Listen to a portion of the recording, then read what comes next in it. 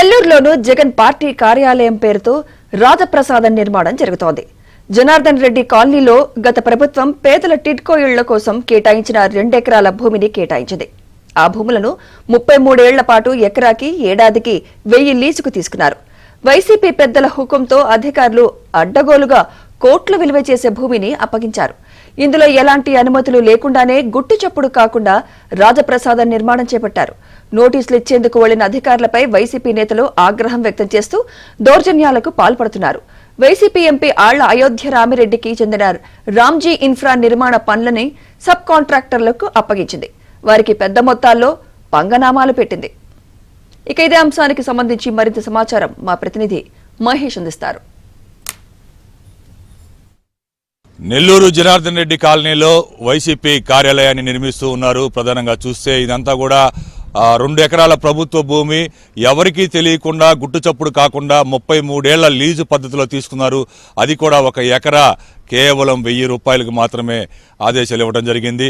1 ఎకరా 1000 రూపాయలు ఏమిటి, 2 ఎకరాల స్థలాన్ని పార్టీ ఆఫీస్కి ఇవ్వడం ఏంటని నెల్లూరు జిల్లా వాసులందరూ కూడా ప్రశ్నిస్తూ ఉన్నారు. ఇప్పటి వరకు కూడా ఇది పార్టీ కార్యాలయం అని ఎవరికి తెలియదు. గుట్టు చప్పుడు కాకుండా అక్రమంగా ఈ కార్యాలయాన్ని నిర్మించడం జరిగింది. ఇది ఒక రాజప్రస్థానం అని చెప్పాలి. పార్టీ కార్యాలయం అంటే ఏదో 10 గదులు 12 గదులు ఉంటాయి, కానీ ఇక్కడ ఒక పెద్ద రాజకోటలాగా రాజప్రసాదాన్ని తలపించేలాగా ఇది నిర్మాణం జరిగింది. 90% పనులు కూడా పూర్తయ్యాయి. ఎక్కడికక్కడ మార్బల్స్, అత్యంత అత్యాధునిక విద్యుత్ పరికరాలు, అలాగే టైల్స్ ఇవన్నీ కూడా లోపల ఏర్పాటు చేసినటువంటి పరిస్థితి ఉంది.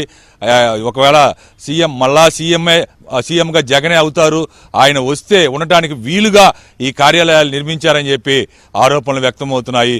ఇక్కడ చూస్తే ఈ భవనం అదే తీరును కనిపిస్తుంది. సాధారణ హోటల్లో ఆయన నివాసం ఉండరు కాబట్టి ఎక్కడికక్కడ మళ్ళా సీఎం అవుతారనే ఉద్దేశంతో ఈ రాజప్రసాదాలు నిర్మించుకున్నారనే ఆరోపణలు వినిపిస్తున్నటువంటి పరిస్థితి. అలాగే ఈ నిర్మాణాలని వైసీపీ ఎంపీ అయోధ్య రామిరెడ్డికి చెందినటువంటి రామ్జీ ఇన్ఫ్రా సంస్థ నిర్మించడం జరిగింది.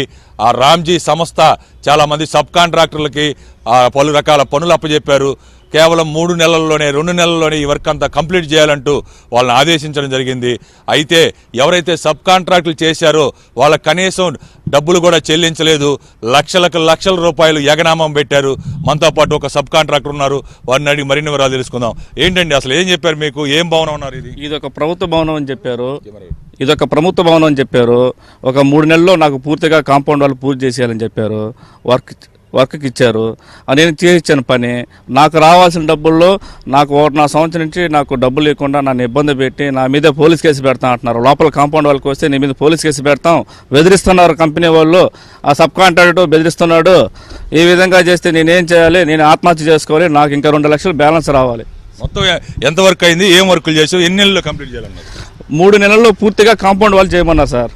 3 నెలల్లో కాంపౌండ్ వాళ్ళు చేయించేశాను. నేను కాంపౌండ్ వాళ్ళు చేయించిన తర్వాత డబ్బులు అడుగుతుంటే ఇప్పుడు కాదు రేపు ఇస్తాం, మా గవర్నమెంట్ వస్తుంది, మేము చెప్పినట్టు మీరు అనాలి, మమ్మల్ని మీరు ఊరికే డబ్బులు అడగకూడదు, తర్వాత ఇస్తాం, ఇప్పుడు ఇస్తాం, అప్పుడు ఇస్తాం చెప్పుకుంటా వచ్చి మమ్మల్ని నానా రకాలుగా ఇబ్బంది పెట్టారు సార్ సబ్ కాంట్రాక్టర్. ఇప్పుడు గట్టిగా అడిగితే ఏమంటారు?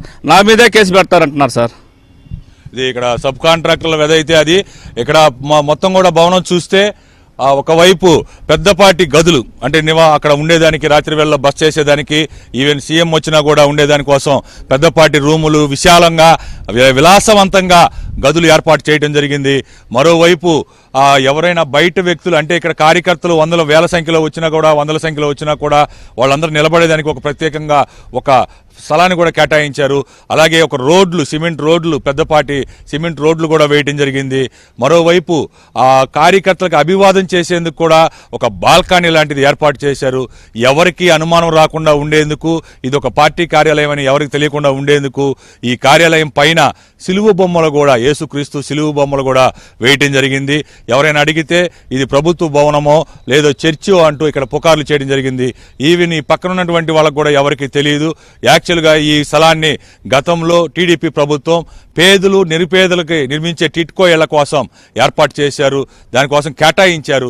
అయితే దాన్ని వైసీపీ పెద్దలు జగను సజ్జల చెప్పడం వల్లే అధికారులు తల వంచి వెనువెంటనే ఇక్కడ ఆ భవనాన్ని నిర్మించుకునేదానికి ఇదంతా లీజుకి ఇచ్చారని చెప్పేసి చెప్పుకొస్తున్నారు. ఇదే పరిస్థితి. వీడియో జర్నలిస్ట్ షాకిర్ మనతో మహేష్ బాబు, ABN ఆంధ్రజ్యోతి, నెల్లూరు.